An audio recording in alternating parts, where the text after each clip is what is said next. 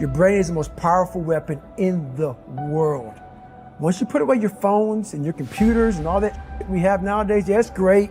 We're up to date, but your brain is the only thing you have when you're going through depression, when you're going through hard times, when you're going through death. Real life, you can't Google that man. You're alone. You're alone. You may have a shrink you're going to, you may have a best friend you're going to, but there's 24 hours in the day where you're alone in this brain. And your brain is talking to you in all kinds of ways. And it wants to control you and pull you in these different pockets. If you can't control your own brain and your brain controls you, you got to tell your brain where you want to go and how you want to go and how you want to get there. You got to control it. If not, it's over. Until you're willing to stop asking yourself what you can get away with and start asking yourself, how far can I go? Just how much am I capable of?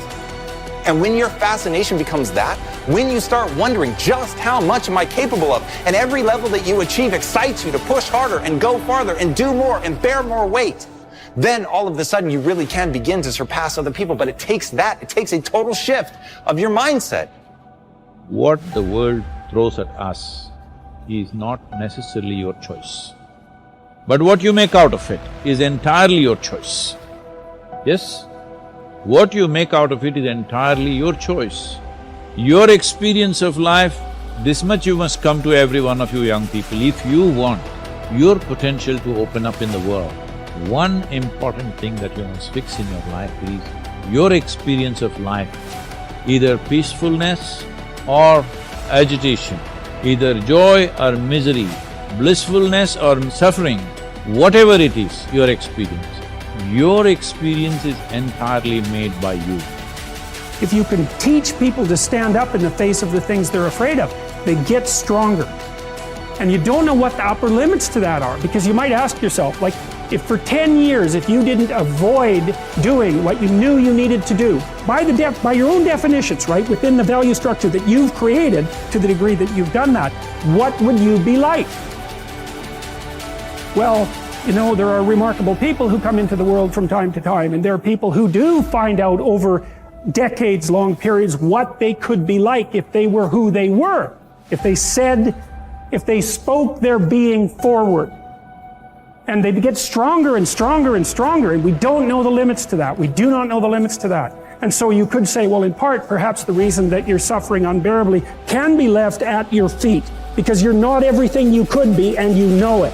And of course, that's a terrible thing to admit, and it's a terrible thing to consider, but there's real promise in it, right? Because it means that perhaps there's another way that you could look at the world, and another way that you could act in the world, so what it would reflect back to you would be much better than what it reflects back to you now. My experience is with people that we're probably running at about 51% of our capacity.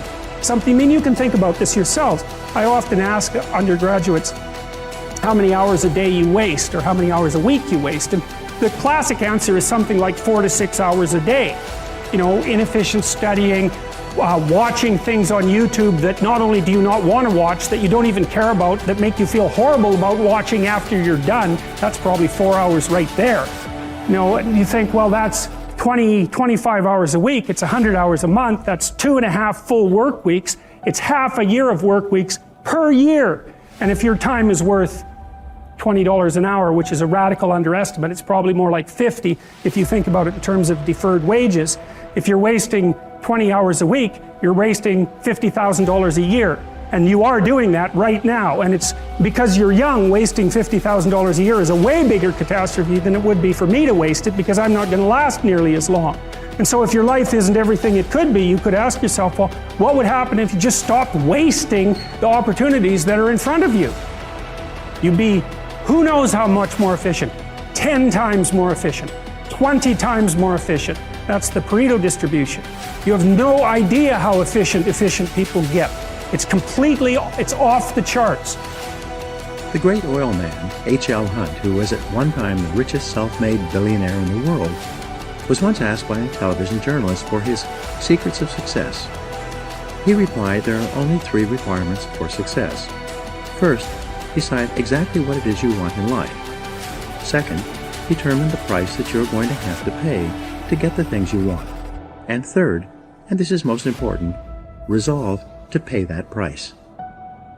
One of the most important requirements for success, once you have decided what it is that you want, is the quality of willingness. Successful people are willing to pay the price, whatever it is and for as long as it takes, until they achieve the results they desire. Everyone wants to be successful. Everyone wants to be healthy, happy, thin, and rich. But most people are not willing to pay the price. Occasionally, they may be willing to pay part of the price, but they're not willing to pay the whole price. They always hold back. They always have some excuse or rationalization for not disciplining themselves to do everything that they need to do to achieve their goals. Pay the price. How can you tell when you have paid the full price of success? It's simple. Look around you. There it is. You can always tell how much of the price of success you have paid by looking at your current lifestyle and your bank account. By the law of correspondence, your outer world will, like a mirror, always reflect the person you are and the price that you have paid on the inside. There's an interesting point about the price of success. It must always be paid in full and in advance. Success, however you define it, is not like a restaurant where you pay after you've enjoyed your meal. Instead, it's like a cafeteria, where you can choose whatever you want, but you must pay for it before you eat it. Motivational speaker Zig Ziglar says, "The elevator to success is out of order, but the stairs are always open." Learn from the experts. Kopp Koppmeyer, who I mentioned in the introduction, also told me that the second most important success principle after self-discipline is that you must learn from the experts.